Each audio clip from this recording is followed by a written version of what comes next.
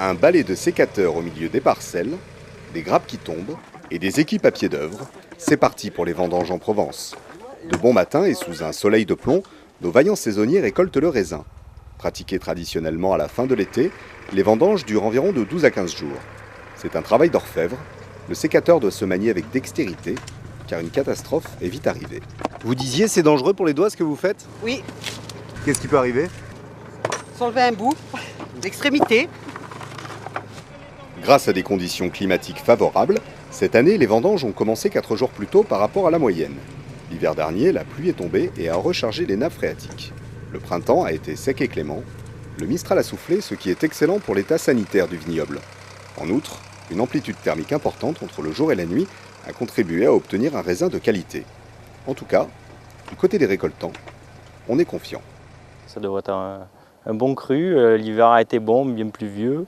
Le temps a été un beau printemps, bien venté, humide quand il fallait, de petites pluies pour faire grossir le grain.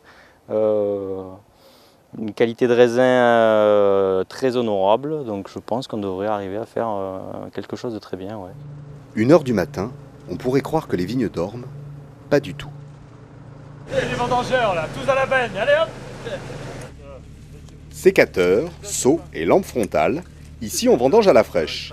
Bien sûr, il faut inverser son rythme de sommeil, mais pour les vendangeurs, être un oiseau de nuit, ça a ses avantages.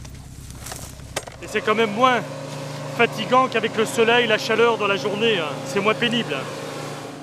Les vendanges de nuit se font manuellement, mais surtout avec des machines afin d'allier rentabilité et respect de la grappe. La récolte manuelle permet aussi de trier la pourriture, ce qui n'est pas le cas cette année. Mais la vraie raison d'être de ces récoltes sous la lune tient au secret de fabrication du rosé de Provence et de sa robe inimitable. Nous voulons faire des rosés le plus clair possible et on sait que la couleur qui se trouve dans la pellicule du raisin s'extrait d'autant plus vite que la température est élevée. Donc pour nous c'est primordial donc, de rentrer du raisin le plus frais possible. Enfin, le raisin sera mis au pressoir et refroidi de 10 degrés. Il macérera de 4 à 8 heures, puis il sera pressuré, décanté et enfin prêt pour la fermentation.